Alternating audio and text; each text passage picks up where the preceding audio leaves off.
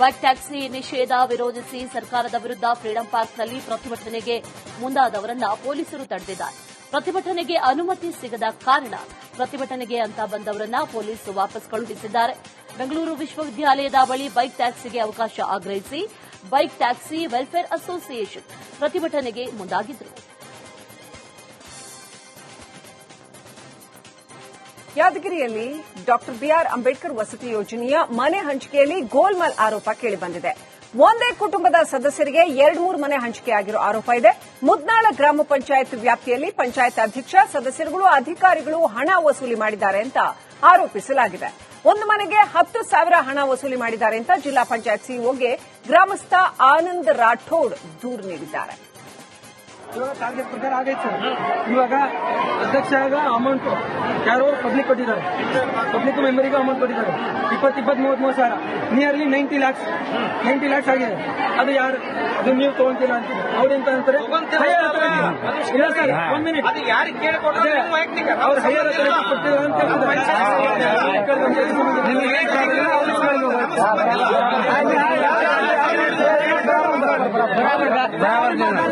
ಇವಾಗ ಟಾರ್ಗೆಟ್ ಪ್ರಕಾರ ಆಗೈತೆ ಸರ್. ಮಂಡ್ಯದ ಕೆಎಂದೊಡ್ಡಿಯಲ್ಲಿ ಜನರೊಂದಿಗೆ ಜನತಾದಳ ಕಾರ್ಯಕ್ರಮ ನಡೆಯಿತು. ಕಾರ್ಯಕ್ರಮಕ್ಕೆ ಆಗಮಿಸಿದ ನಿಖಿಲ್ ಕುಮಾರಸ್ವಾಮಿಗೆ ಕಾರ್ಯಕರ್ತರು ಅದ್ದೂರಿ ಸ್ವಾಗತ ಕೋರಿದ್ರು. ನಿಡಘಟ್ಟದಿಂದ ಮದ್ದೂರಿನವರೆಗೆ ಬೈಕ್ ರ್ಯಾಲಿ ನಡೆಯಿತು. ಜೆಡಿಎಸ್ ಕಾರ್ಯಕರ್ತರು ಮದ್ದೂರು ಪಟ್ಟಣದಲ್ಲಿ ಜನಪದ ಕಲಾ ತಂಡಗಳೊಂದಿಗೆ ಬರಮಾಡಿಕೊಂಡರು. ಮದ್ದೂರು ಪಟ್ಟಣದಲ್ಲಿ ಕ್ರೇನ್ ಮೂಲಕ ಬೃಹತ್ ಹಾರ ಹಾಕಿ ನಿಖಿಲ್ಗೆ ಸ್ವಾಗತ ಕೋರಲಾಯಿತು. ಪಕ್ಷದ ಒಬ್ಬ ನಿಷ್ಠಾವಂತ ಕಾರ್ಯಕರ್ತನಾಗಿ ಜನತಾದಳ ಪಕ್ಷ ಇವತ್ತು ಈ ರಾಜ್ಯದಲ್ಲಿ ಸ್ಥಾಪಿತವಾಗಿರ್ತಕ್ಕಂಥದ್ದೇ ವಿಶೇಷವಾಗಿ ಮಂಡ್ಯ ಜಿಲ್ಲೆ ಅಂದ್ರೆ ರೈತರು ಅಂದ್ರೆ ಮಂಡ್ಯ ಜಿಲ್ಲೆ.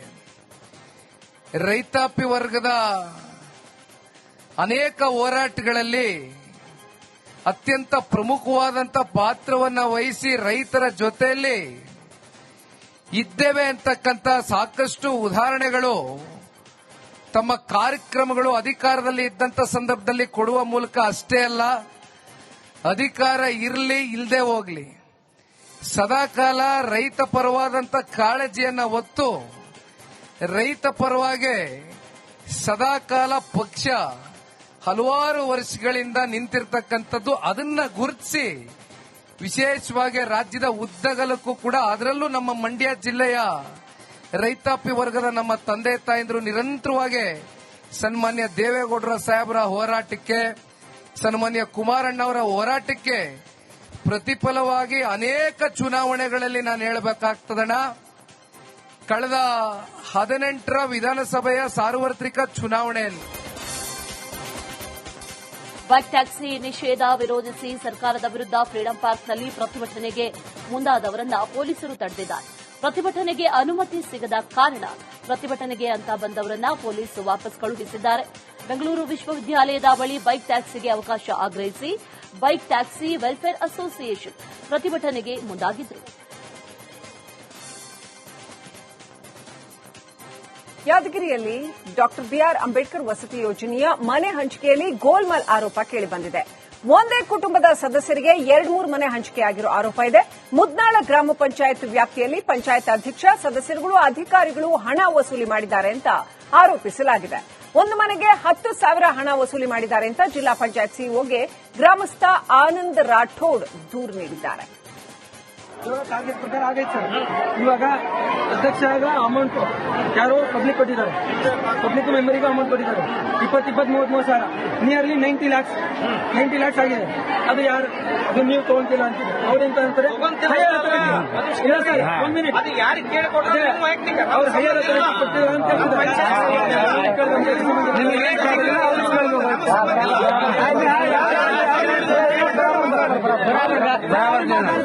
ಇವಾಗ ಟಾರ್ಗೆಟ್ ಪ್ರಕಾರ ಆಗೈತೆ ಸರ್.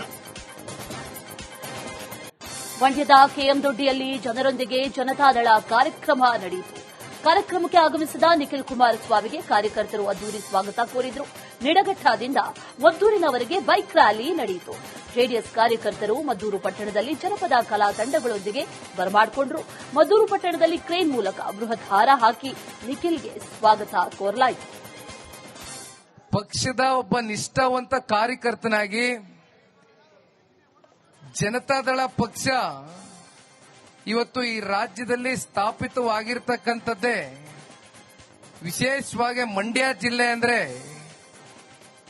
ರೈತರು ಅಂದ್ರೆ ಮಂಡ್ಯ ಜಿಲ್ಲೆ. ರೈತಾಪಿ ವರ್ಗದ ಅನೇಕ ಹೋರಾಟಗಳಲ್ಲಿ ಅತ್ಯಂತ ಪ್ರಮುಖವಾದಂತ ಪಾತ್ರವನ್ನು ವಹಿಸಿ ರೈತರ ಜೊತೆಯಲ್ಲಿ ಇದ್ದೇವೆ ಅಂತಕ್ಕಂಥ ಸಾಕಷ್ಟು ಉದಾಹರಣೆಗಳು ತಮ್ಮ ಕಾರ್ಯಕ್ರಮಗಳು ಅಧಿಕಾರದಲ್ಲಿ ಇದ್ದಂತ ಸಂದರ್ಭದಲ್ಲಿ ಕೊಡುವ ಮೂಲಕ ಅಷ್ಟೇ ಅಲ್ಲ, ಅಧಿಕಾರ ಇರಲಿ ಇಲ್ಲದೆ ಹೋಗ್ಲಿ ಸದಾಕಾಲ ರೈತ ಪರವಾದಂತ ಕಾಳಜಿಯನ್ನ ಹೊತ್ತು ರೈತ ಪರವಾಗಿ ಸದಾಕಾಲ ಪಕ್ಷ ಹಲವಾರು ವರ್ಷಗಳಿಂದ ನಿಂತಿರ್ತಕ್ಕಂಥದ್ದು. ಅದನ್ನ ಗುರುತಿಸಿ ವಿಶೇಷವಾಗಿ ರಾಜ್ಯದ ಉದ್ದಗಲಕ್ಕೂ ಕೂಡ, ಅದರಲ್ಲೂ ನಮ್ಮ ಮಂಡ್ಯ ಜಿಲ್ಲೆಯ ರೈತಾಪಿ ವರ್ಗದ ನಮ್ಮ ತಂದೆ ತಾಯಂದ್ರು ನಿರಂತರವಾಗಿ ಸನ್ಮಾನ್ಯ ದೇವೇಗೌಡರ ಸಾಹೇಬರ ಹೋರಾಟಕ್ಕೆ, ಸನ್ಮಾನ್ಯ ಕುಮಾರಣ್ಣವರ ಹೋರಾಟಕ್ಕೆ ಪ್ರತಿಫಲವಾಗಿ ಅನೇಕ ಚುನಾವಣೆಗಳಲ್ಲಿ ನಾನು ಹೇಳಬೇಕಾಗ್ತದಣ್ಣ.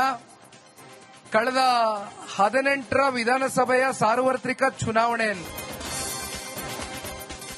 ಬೈಕ್ ಟ್ಯಾಕ್ಸಿ ನಿಷೇಧ ವಿರೋಧಿಸಿ ಸರ್ಕಾರದ ವಿರುದ್ಧ ಫ್ರೀಡಂ ಪಾರ್ಕ್ನಲ್ಲಿ ಪ್ರತಿಭಟನೆಗೆ ಮುಂದಾದವರನ್ನ ಪೊಲೀಸರು ತಡೆದಿದ್ದಾರೆ. ಪ್ರತಿಭಟನೆಗೆ ಅನುಮತಿ ಸಿಗದ ಕಾರಣ ಪ್ರತಿಭಟನೆಗೆ ಅಂತ ಬಂದವರನ್ನ ಪೊಲೀಸ್ ವಾಪಸ್ ಕಳುಹಿಸಿದ್ದಾರೆ. ಬೆಂಗಳೂರು ವಿಶ್ವವಿದ್ಯಾಲಯದ ಬಳಿ ಬೈಕ್ ಟ್ಯಾಕ್ಸಿಗೆ ಅವಕಾಶ ಆಗ್ರಹಿಸಿ ಬೈಕ್ ಟ್ಯಾಕ್ಸಿ ವೆಲ್ಫೇರ್ ಅಸೋಸಿಯೇಷನ್ ಪ್ರತಿಭಟನೆಗೆ ಮುಂದಾಗಿದ್ರು. ಯಾದಗಿರಿಯಲ್ಲಿ ಡಾಕ್ಟರ್ ಬಿಆರ್ ಅಂಬೇಡ್ಕರ್ ವಸತಿ ಯೋಜನೆಯ ಮನೆ ಹಂಚಿಕೆಯಲ್ಲಿ ಗೋಲ್ಮಾಲ್ ಆರೋಪ ಕೇಳಿಬಂದಿದೆ. ಒಂದೇ ಕುಟುಂಬದ ಸದಸ್ಯರಿಗೆ 2-3 ಮನೆ ಹಂಚಿಕೆಯಾಗಿರೋ ಆರೋಪ ಇದೆ. ಮುದ್ನಾಳ ಗ್ರಾಮ ಪಂಚಾಯತ್ ವ್ಯಾಪ್ತಿಯಲ್ಲಿ ಪಂಚಾಯತ್ ಅಧ್ಯಕ್ಷ, ಸದಸ್ಯರುಗಳು, ಅಧಿಕಾರಿಗಳು ಹಣ ವಸೂಲಿ ಮಾಡಿದ್ದಾರೆ ಅಂತ ಆರೋಪಿಸಲಾಗಿದೆ.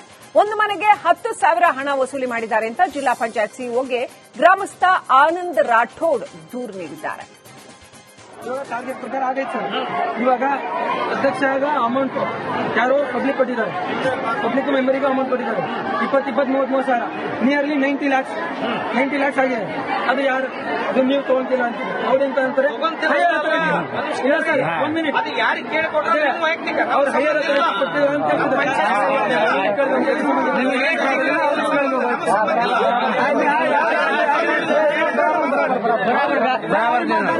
ಇವಾಗ ಟಾರ್ಗೆಟ್ ಪ್ರಕಾರ ಆಗೈತೆ ಸರ್.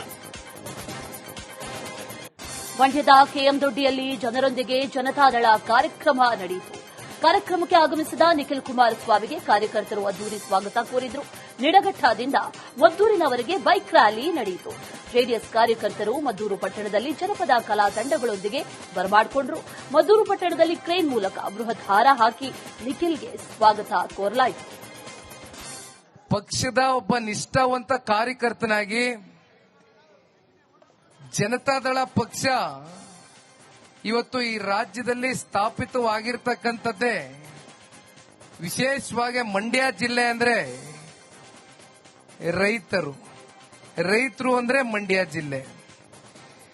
ರೈತಾಪಿ ವರ್ಗದ ಅನೇಕ ಹೋರಾಟಗಳಲ್ಲಿ ಅತ್ಯಂತ ಪ್ರಮುಖವಾದಂತ ಪಾತ್ರವನ್ನು ವಹಿಸಿ ರೈತರ ಜೊತೆಯಲ್ಲಿ ಇದ್ದೇವೆ ಅಂತಕ್ಕಂಥ ಸಾಕಷ್ಟು ಉದಾಹರಣೆಗಳು ತಮ್ಮ ಕಾರ್ಯಕ್ರಮಗಳು ಅಧಿಕಾರದಲ್ಲಿ ಇದ್ದಂತ ಸಂದರ್ಭದಲ್ಲಿ ಕೊಡುವ ಮೂಲಕ ಅಷ್ಟೇ ಅಲ್ಲ, ಅಧಿಕಾರ ಇರಲಿ ಇಲ್ಲದೆ ಹೋಗ್ಲಿ ಸದಾಕಾಲ ರೈತ ಪರವಾದಂತ ಕಾಳಜಿಯನ್ನ ಹೊತ್ತು ರೈತ ಪರವಾಗಿ ಸದಾಕಾಲ ಪಕ್ಷ ಹಲವಾರು ವರ್ಷಗಳಿಂದ ನಿಂತಿರ್ತಕ್ಕಂಥದ್ದು. ಅದನ್ನ ಗುರುತಿಸಿ ವಿಶೇಷವಾಗಿ ರಾಜ್ಯದ ಉದ್ದಗಲಕ್ಕೂ ಕೂಡ, ಅದರಲ್ಲೂ ನಮ್ಮ ಮಂಡ್ಯ ಜಿಲ್ಲೆಯ ರೈತಾಪಿ ವರ್ಗದ ನಮ್ಮ ತಂದೆ ತಾಯಂದ್ರು ನಿರಂತರವಾಗಿ ಸನ್ಮಾನ್ಯ ದೇವೇಗೌಡರ ಸಾಹೇಬರ ಹೋರಾಟಕ್ಕೆ, ಸನ್ಮಾನ್ಯ ಕುಮಾರಣ್ಣವರ ಹೋರಾಟಕ್ಕೆ ಪ್ರತಿಫಲವಾಗಿ ಅನೇಕ ಚುನಾವಣೆಗಳಲ್ಲಿ ನಾನು ಹೇಳಬೇಕಾಗ್ತದಣ್ಣ.